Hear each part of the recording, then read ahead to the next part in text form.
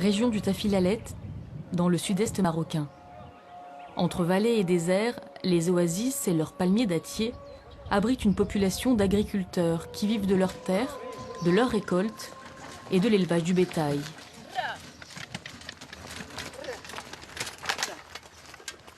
Leur source de vie, l'eau, rare et précieuse. D'où vient-elle? Du Haut Atlas. Puis elle plonge dans les profondeurs du désert pour alimenter les nappes phréatiques. Ces dernières années, les pluies, exceptionnellement abondantes, ont nourri les nappes et permis le réveil de ce qu'on appelle les rataras, un système d'irrigation de la terre imaginé par l'homme il y a 3000 ans.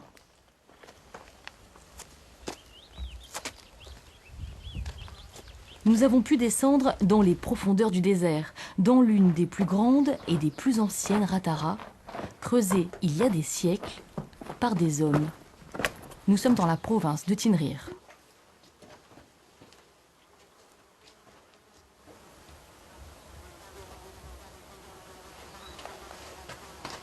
Je pensais aux ancêtres qui ont creusé ça avec leur propre force. Ils sont avec leurs moyens très sommaires, que des pioches et leur force de travail.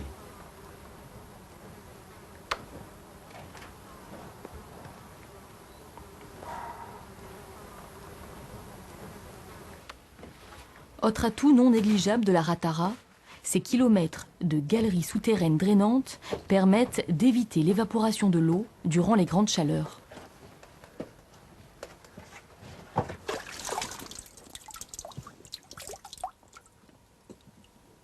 C'est pas salé, c'est clair. De l'eau claire et potable. Là, nous sommes dans le niveau le plus bas de la galerie. Ici, les agriculteurs m'ont parlé d'une profondeur de 18 mètres. Donc 18 mètres de profondeur. Nous sommes dans un champ de captage où on capte de l'eau souterraine, on le canalise pour le ramener au village, donc à l'oasis. Les rataras captent l'eau des nappes et utilisent la pente du terrain pour amener l'eau de pluie et les eaux souterraines jusqu'au village et les parcelles à irriguer dans les oasis.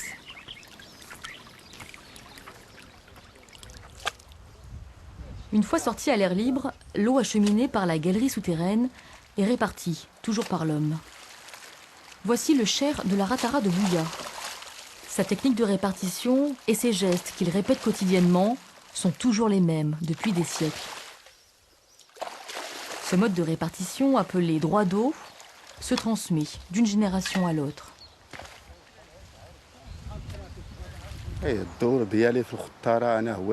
Mon rôle est de m'occuper de la répartition du travail ainsi que de l'eau. On distribue l'eau à tour de rôle. Dans une journée de 12 heures, s'il y a par exemple 4 personnes, chacun a droit à 3 heures de débit d'eau dans sa parcelle. De 3 heures à 6 heures, de 6 heures à 9 heures, de 9 heures à midi, et la distribution continue ainsi.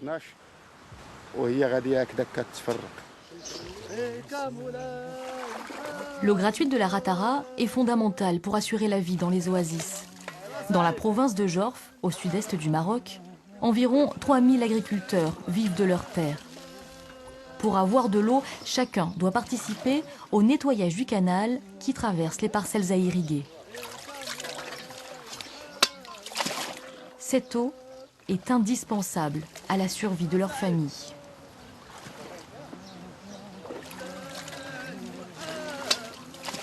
Pour irriguer les champs, pour les palmiers dattiers, pour nos animaux. Mais il y a un tas de choses qu'on peut faire avec cette eau-là. Les palmiers dattiers nous donnent des dattes qu'on peut vendre et qu'on peut économiser pour manger, pour les petits, pour nous aussi. En ce qui concerne ce blé-là, ça peut nous aider.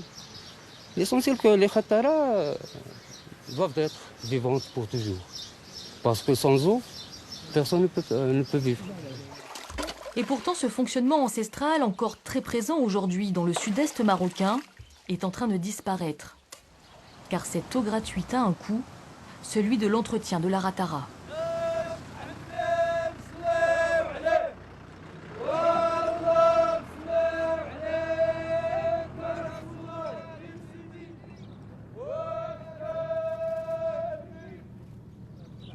3000 ans après leur création, rien n'a changé. La réhabilitation des Ratara se fait toujours par les hommes. Tout passe par ces monticules de sable étonnamment alignés. Ces puits sont situés au-dessus des galeries drainantes et permettent de maintenir vivante la Ratara et d'assurer un débit d'eau optimal.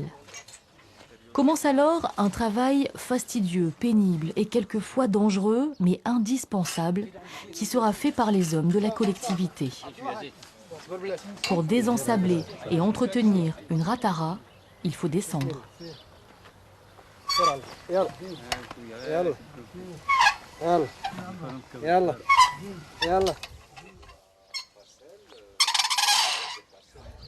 Ça va? Yallah. Au niveau des khatara, il faut pour ces palmeraies de faire le curage 2 fois par an. Au début de la campagne agricole, c'est-à-dire le mois de septembre-octobre, parce qu'ils vont préparer la saison, et au mois de mars-avril pour assurer une bonne campagne. Alors, ils vont mettre le curage pour augmenter le débit de leur khatara, et comme ça, la saison sera bonne pour tout l'ensemble des agriculteurs. Écoutez ces mots. Ils seront répétés à chaque montée et à chaque descente comme un rituel.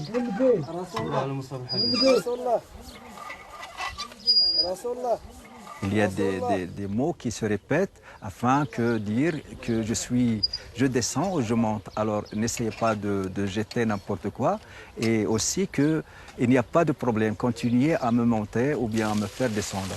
Et comme ça, ils disent des mots, soit ils disent Dieu, prophète, Dieu, prophète.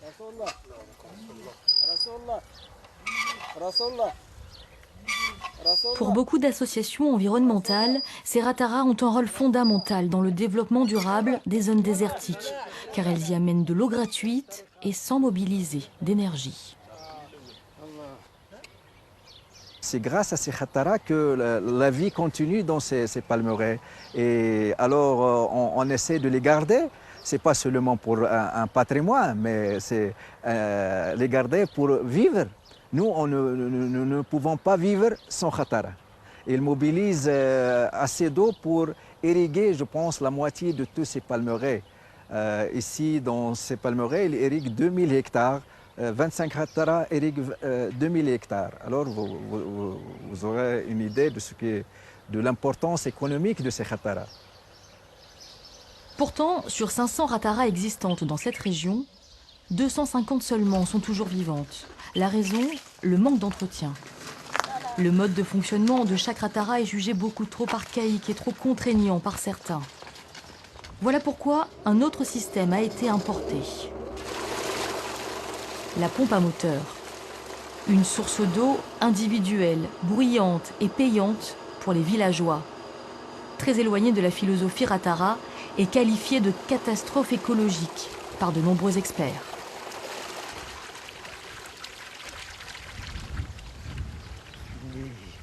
Fortement opposé au motopompage, le géologue Lassen Kabiri dénonce les erreurs faites par les politiques dans les années 60 sur la gestion de l'eau.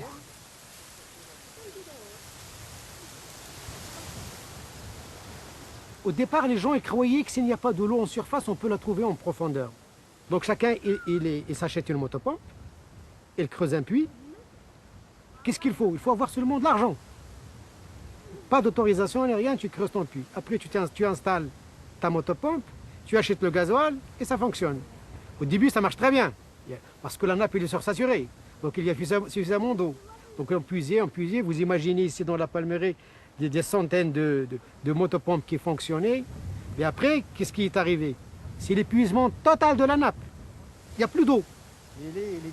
Pour lui, le motopompage signe l'arrêt de mort des oasis, à l'image de sa Palmeraie natale, autrefois verdoyante, mais aujourd'hui victime d'un pompage excessif. J'ai grandi dans cette oasis-là. J'ai vu les grandes transformations qu'elle a subies. Au départ, quand on était petit, on se baladait dans l'oasis pour aller dans l'oued, pour se baigner, pour pêcher. Il y avait de la verdure partout, des arbres, des oiseaux, etc. Et tout. je me rappelle bien aussi, les abricotiers, les pêchers, les pruniers, les amandiers, tout. Si aujourd'hui le motopompage est davantage réglementé par l'État, les dégâts sont déjà considérables. L'eau se raréfie, peut-être un peu plus vite que prévu, à cause de l'épuisement des nappes et du changement climatique. La terre se réchauffe et la vie dans les oasis devient complexe. Il est urgent de mettre en place des solutions de développement durable, quitte à changer quelques habitudes tenaces.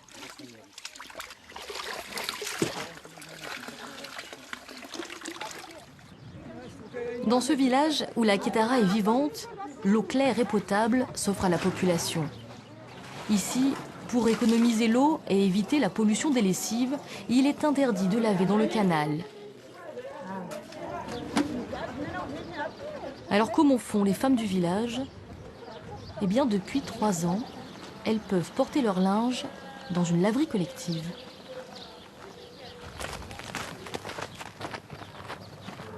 Cette réalisation, menée par l'association Eau du désert, a changé notamment la vie de Myriam, aujourd'hui gérante du lieu.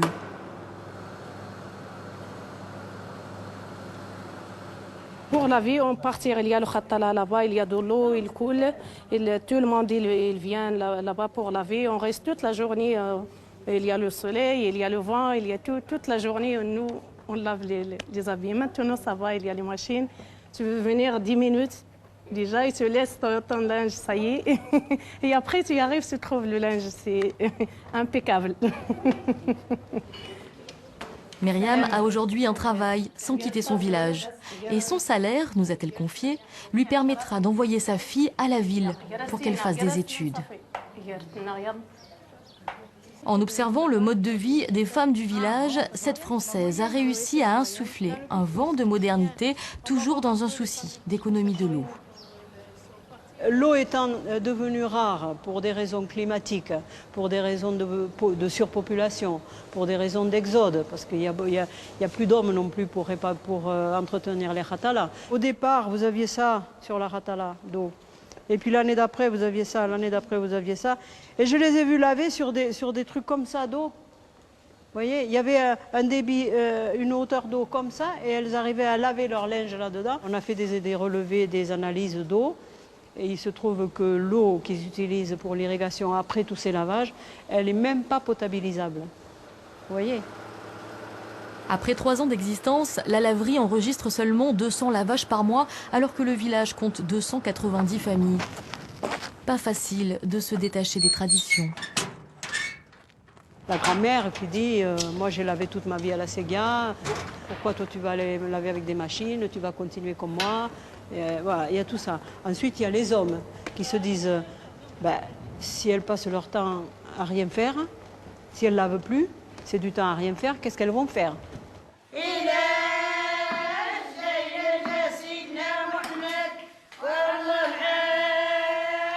Et puis en supprimant la lessive dans le canal, le projet de laverie a cassé le lien social que les femmes entretenaient quotidiennement en lavant entre amis. Alors pour reconstituer ce lien, un centre a été accolé à la laverie. Pendant que les machines tournent, elles tamisent la farine. Leur savoir-faire, la fabrication d'une semoule de blé qu'elles vendront au profit de l'association. Dans la vie paisible des oasis, s'immiscent peu à peu quelques touches de modernité. Ainsi, dans certaines fermes agricoles, au lieu de bêcher pour irriguer la parcelle, on ouvre les vannes, tout simplement.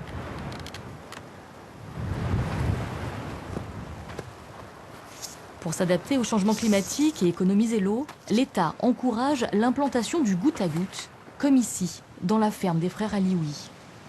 Leur père leur a donné cette terre il y a 12 ans, et depuis 4 ans, ils ont abandonné l'irrigation traditionnelle avec un canal au profit du système de goutte à goutte. On fait le goutte à goutte parce que l'expédition pour me faire gagner l'eau, on gagne le temps, le travail, et on diminue les charges de travail à chaque partiel. Il y a une main d'œuvre directe, on travaille, nous sommes les 3, Il n'y a pas une autre personne qui m'aide. On travaille seulement les trois. Ils estiment que ce système leur fait économiser 60% d'eau par rapport à l'irrigation traditionnelle. L'eau n'arrose plus toute la terre, mais seulement les plantes. Autre atout, la destruction des canaux d'irrigation leur a permis de gagner de la place pour d'autres cultures. Dans la province des Rachidia, sur 70 000 hectares de terres irriguées, seulement 3 000 le sont en goutte à goutte. Malgré les subventions données par l'État, difficile de convaincre les anciens de changer leurs traditions agricoles et leur façon de travailler la terre. Pourtant, plusieurs associations sont convaincues que ce système, associé au débit d'eau d'une ratara, serait la meilleure des solutions à envisager pour conserver la vie et maintenir l'agriculture dans les oasis du sud marocain.